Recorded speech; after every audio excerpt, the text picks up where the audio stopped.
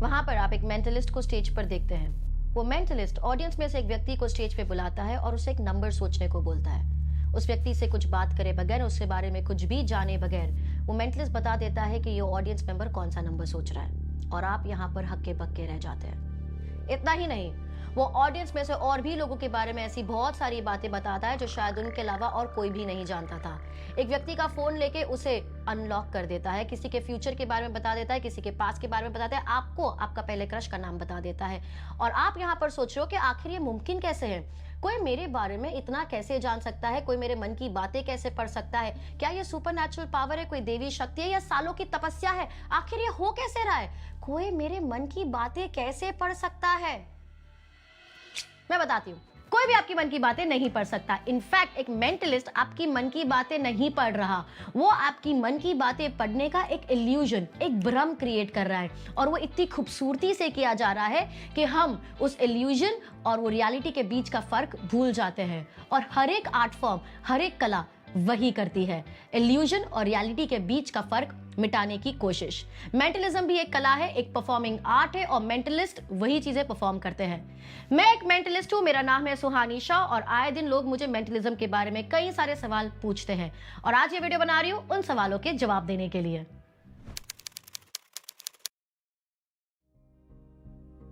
Magic और mentalism में उतना ही अंतर है जितना एक डॉक्टर और एक न्यूरोलॉजिस्ट में है, जितना नृत्य यानी एक डांसर और एक कुचिपुड़ी डांसर में है, जितना एक जर्नलिस्ट और एक ग्राउंड रिपोर्टर में है। मतलब कि ये सारे जो है ये है सब कैटेगरीज इन पेरेंट कैटेगरीज के। जिस तरह से डांस एक कैटेगरी है और उसके अंदर अलग अलग प्रकार के डांस फॉर्म्स है, Kuchipudi, salsa, Bharatanatyam, tap dancing, contemporary and so on, ठीक उसी तरह मैजिक भी एक पेरेंट कैटेगरी है जिसके बहुत सारे सब जॉनर्स है, जैसे कि illusion, mentalism, street magic, close up artist, escape artist, parlour magician, juggler and so on. और ये सारे जॉनर अलग अलग है। जैसे कि अगर आप किसी को स्टेज पर हवा में उड़ते हुए देखते हैं, या हवा में उड़ा के किसी ने गाड़ी गायब कर दी, किसी एक व्यक्ति के 3 टुकड़े करके उसको वापस जीवित पेश कर लिया, ये सारा होता है एक इल्यूजनिस्ट का काम। अगर हम जो सबसे बेसिक कॉमन मैजिक जो हमने आज तक सुना है वो है एक टोपी में से खरगोश का निकलना, इसे हम बोलते हैं पार्लर मैजिक। अगर आप एक रेस्टोरेंट में बैठे हो और एक व्यक्ति आपको आके बोलता है कि वो आपको जादू दिखाएगा, और आपकी आंखों के सामने आपका सिक्का गायब हो जाता है और आपके कान के पीछे से निकल जाता है, या आपकी आंखों के सामने इतनी इम्पॉसिबल चीजें हो रही होती है कि आप उसे बिलीव ही नहीं कर पाते हो, इसे हम बोलते हैं एक क्लोजअप आर्टिस्ट। मेंटलिज्म के अंदर कोई प्रॉप नहीं होता, कोई बड़ा बॉक्स नहीं है, कोई गाड़ी नहीं है, कोई कार या कोई सिक्का नहीं है। मेंटलिज्म होता है लोगों के दिमाग के साथ, साइकोलॉजी पे प्ले किया जाता है, ह्यूमन बिहेवियर के साथ खेला जाता है, शोमैनशिप और डिसेप्शन पे खेला जाता है। ये एक ऐसा आर्ट फॉर्म है। मेंटलिज्म में एक मेंटलिस्ट इल्यूजन देता है लोगों के माइंड रीड करने का, भविष्यवाणी करने का, पास्ट की कोई बातें बताने का, लोगों के चॉइसेस, उनके बिहेवियर को इन्फ्लुएंस करने का। तो ये सारे जॉनर्स काफी ज्यादा अलग है, और इसीलिए अगली बार अगर आप कोई मैजिशियन से मिले, अगर आपको कोई आके बोलता है हाय आई एम अ मैजिशियन, हाय मैं जादू करता हूं, तो उनसे पूछिएगा किस तरीके का जादू, क्या आप एक क्लोजअप आर्टिस्ट है या एक मेंटलिस्ट, एक इल्यूजनिस्ट या एक एस्केप आर्टिस्ट। बहुत लोग मुझे बोलते हैं सुहानी आप तो बचपन से जादू कर रहे हो, आपके अंदर तो ये इनबॉर्न टैलेंट है, अब हम कैसे सीख सकते हैं। तो यार पहली बात, सीखने की धगस होनी चाहिए, सीखने की इच्छा होनी चाहिए। ये सोचकर बैठ जाना कि मेरे में इनबॉर्न टैलेंट नहीं है, मैं तो ये सीख नहीं सकता, कि बहुत लेट हो चुका है, ये सारे बहाने हैं। अगर सीखने की इच्छा है, प्रैक्टिस करोगे, हार्डवर्क डालोगे, तो यार सब कुछ मुमकिन है इस दुनिया में। सो मेंटलिज्म कैसे सीखे, उसकी शुरुआत होनी चाहिए शुरू से। मैजिक जो हमारा पेरेंट कैटेगरी है वहां से हर एक जॉनर का थोड़ा बहुत आपको सीखना जरूरी है। जैसे थोड़ा आपने क्लोजअप सीख लिया, थोड़ा एस्केपोलॉजी सीख लिया, थोड़ा ब्लाइंड फोल्ड सीख लिया, इल्यूजन्स कैसे करते हैं वो सीख लिया, ठीक उसी तरह जैसे हम स्कूल जाते हैं ना, स्कूल में हम हर एक सब्जेक्ट थोड़ा थोड़ा पढ़ लेते हैं, बाद में डिसाइड करते हैं कि किस में एक्सपर्टीज लेनी है हमें। इसके 3 बहुत इंपॉर्टेंट कारण है। पहला कारण ये है कि जब आपको बेसिक्स आ जाते हैं, आपका कॉन्फिडेंस डेवलप होता है, आपकी नॉलेज डेवलप होती है, आप बेटर उसके अंदर सीख पाते हो, अपने खुद के स्किल्स डेवलप कर पाते हो, अपने खुद के ट्रिक्स एंड इफेक्ट्स डेवलप कर पाते हो, जब आपके पास खुद के पास उसकी नॉलेज होती है। सेकंड रीजन बेसिक सीखने का ये होता है, मेंटलिज्म एक ऐसा आर्ट फॉर्म है जहां पर आप बहुत अकेले हो। आप अकेले स्टेज पर हो, सारी ऑडियंस आपके सामने और आपको देख रही है। अगर आपका कोई भी इफेक्ट गलत हो गया, आपने गलत माइंड रीड कर लिया, गलत प्रिडिक्ट कर लिया, तो आपको उसे कवर अप करने के लिए सिर्फ कॉन्फिडेंस और एक्सपीरियंस लगेगा और कोई भी चीज़ आपके पास नहीं है। तो डायरेक्टली वहाँ पे शुरू करना थोड़ा डिफिकल्ट है, थोड़ा रिस्की है। इसलिए आई सजेस्ट पहले आप क्लोजअप से शुरू करो या इल्यूजन से शुरू करो, क्योंकि यहाँ पर आपके हाथ में एक डेक ऑफ कार्ड्स है या सिक्के है या स्पॉन्ज बॉल है या रिंग्स है या कॉइन्स है।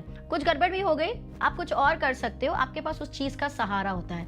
इल्यूजनिस्ट में आपके पास असिस्टेंस का, लाइट्स, म्यूजिक का सहारा होता है। You are not alone to start with. और तीसरा रीजन कि आपको शुरुआत से शुरू करनी चाहिए वो इसीलिए क्योंकि हर एक मैजिशियन का एक परफॉर्मिंग पर्सोना होता है। एवरीडे लाइफ में आप उनको किसी भी तरह देखें, जैसे ही वो स्टेज पर होते हैं या जैसे उनको परफॉर्म करना होता है, उनका एक परफॉर्मेंस का वाइब आ जाता है, एक ऐसा डिफरेंट पर्सोना वो पहन लेते हैं जो उनके एक्चुअल वाइब से बहुत अलग होता है। तो जब आप बेसिक सीख रहे होंगे, आप अपना परफॉर्मेंस स्टाइल, अपना पर्सोना ढूंढ पाएंगे, उसे बना पाएंगे। मेंटलिज्म में सबसे बड़ा रोल प्ले करता है वो है showmanship and linguistic deception. Linguistic deception का मतलब होता है किस तरह से आप बातें कर कर लोगों को प्रभावित कर लेते हैं, बातें कर कर आप उनकी चॉइसेस बदल लेते हैं या उनको इन्फ्लुएंस कर लेते हैं वो चीज़ चूज करने में जो एक्चुअली आप चाहते हो, पर उनको पता भी नहीं होता, उनको लगता है ये उनकी चॉइस है। ये सब करने के लिए, वो शोमैनशिप लाने के लिए, वो कॉन्फिडेंस लाने के लिए उतना एक्सपीरियंस होना जरूरी है। मैंने भी डायरेक्टली मेंटलिज्म से शुरू नहीं किया, मैंने इल्यूजनिस्ट की तरह शुरू करा। करीबन 15-18 साल मैंने इल्यूजनिस्ट की तरह किया, उसके बाद मैं मेंटलिस्ट बनी। So for all these reasons I suggest यार पहले बेसिक ABCD कर लेते हैं, first standard, second standard, third standard कर लेते हैं, फिर ग्रेजुएशन करेंगे हम मेंटलिज्म के अंदर। आई नो सबसे बड़ा सवाल कि यार ये सब हम कर लेंगे, सवाल ये सब हम समझ गए, पर मेंटलिज्म सीखे कैसे? तो मैंने जब शुरू किया तब तो कोई मैजिशियन सिखा नहीं रहा था, ना ही तब इंटरनेट था। मैं बहुत पुरानी हूँ गाइस, ठीक है, लेकिन आज की तारीख में सीखना थोड़ा सा आसान हो गया है। बहुत सारे वीडियोस ऑनलाइन है जहां पर आप मैजिक ट्रिक सीख सकते हो। कुछ बहुत ही बेहतरीन मैजिक ट्रिक्स वहां पे सिखाई गई है, जिससे वीडियोस देखकर आप सीख सकते हो। बहुत सारे कोर्सेज अवेलेबल है, जो कोर्सेज आप ले सकते हो, चाहे वो मेंटलिज्म का हो, क्लोजअप आर्टिस्ट का हो, और उनके द्वारा आप सीख सकते हो। बट रिमेंबर, असली जादू ट्रिक जानने में नहीं है, उसे खूबसूरती से पेश करने में है, लोगों को आश्चर्यचकित करने में है, लोगों को उम्मीद देने में है कि इस दुनिया में कुछ भी नामुमकिन नहीं है।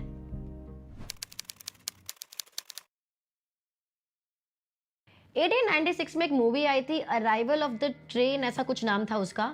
जो पहली ऑडियंसेस ने वो मूवी देखी ना, वो एकदम थिएटर में पीछे जाके बैठ गए और घबरा गए, और आधे लोग तो थिएटर से बाहर निकल गए, क्योंकि उनको ऐसा लगा कि ट्रेन एक्चुअली स्क्रीन से बाहर निकल के उनके ऊपर आने वाली है। आज अगर हम ऐसी कोई पिक्चर देखते हैं, हमें कोई फर्क नहीं पड़ता। क्यों? क्योंकि तब लोगों को पिक्चर जैसे बनती थी उसका प्रोसेस पता नहीं था, उनको वो रियल लगता था। लेकिन आज हम जब एक मूवी देखते हैं, हमें पता है उसके पीछे डायरेक्टर है, सिनेमाटोग्राफर है, एक्टर्स है, म्यूजिशियंस, और बहुत लोगों ने मिलकर अपनी कलाकारी पेश कर कर एक मूवी बनाई है। जब आप कोई डांस देखते हो तो आपको बहुत खूबसूरत लगता है, लेकिन आप आश्चर्यचकित नहीं होते, क्योंकि आपको पता है कि यार उसके पीछे स्टेप्स गए हैं, रिहर्सल्स भी होगी और ये डांस फॉर्म बन गया होगा। ठीक उसी तरह अगर आप कोई पेंटिंग देखते हैं तो आप बहुत खुश होते हैं, आपके अंदर कोई इमोशंस जनरेट होते हैं, लेकिन आप आश्चर्यचकित नहीं होते कि कैसे मुमकिन है, क्योंकि आपको पता है कैनवस होगा, पेंटर ने अपनी कलाकारी उस पर पेश कर कर ये पेंटिंग बनाई है। लेकिन जब आप मैजिक देखते हैं, आप आश्चर्यचकित हो जाते हैं। क्यों?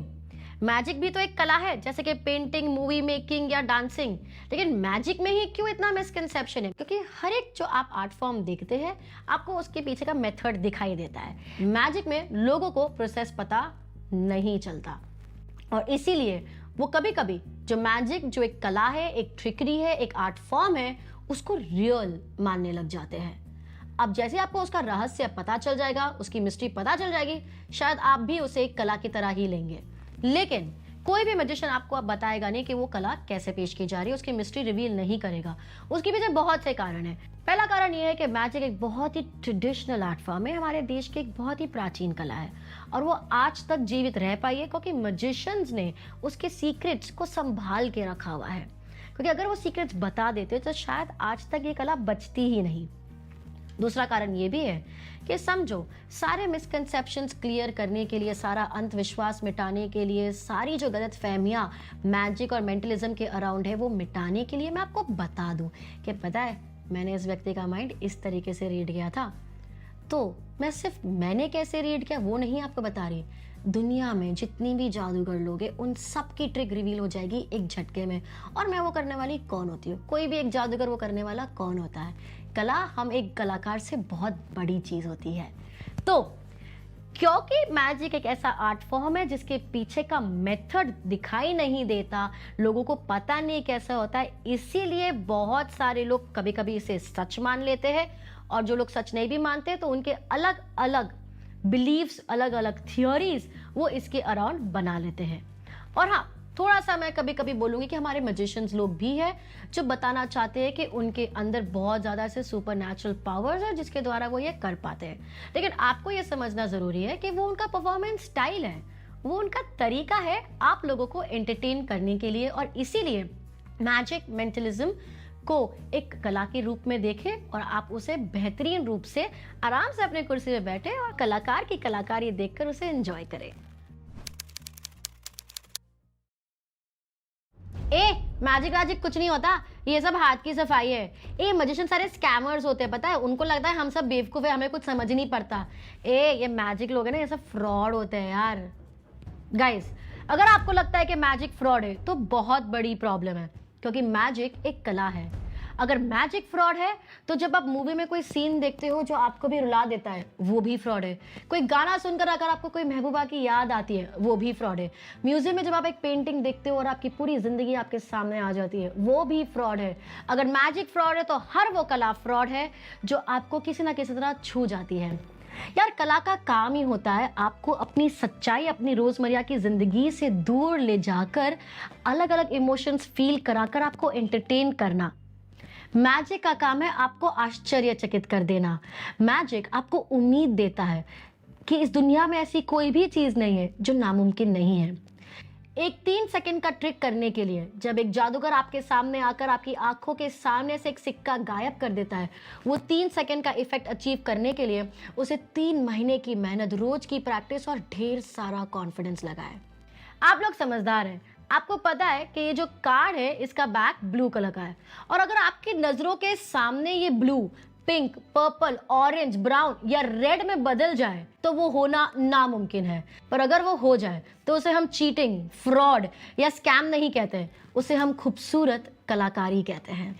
ये कुछ कॉमन सवाल थे जिसके जवाब देने की मैंने कोशिश करी। अगर आपके मन में और भी सवाल है मैजिक या मेंटलिज्म को लेकर तो उन्हें कमेंट में ड्रॉप कर दीजिए और मैं उसे रिप्लाई करने की कोशिश करूंगी। और अगर ज़्यादा एक्सप्लेनेशन लगता है तो इसी वीडियो का पार्ट 2 बना देंगे हम यहाँ पर। I will see you in the next video. तब तक के लिए अगर आप किसी जादूगर से मिले या कोई मैजिक शो पे जाए तो याद रखिए, magic is a very intelligent art form जो सिर्फ आपके मनोरंजन के लिए बनी है। So sit back and enjoy the magic.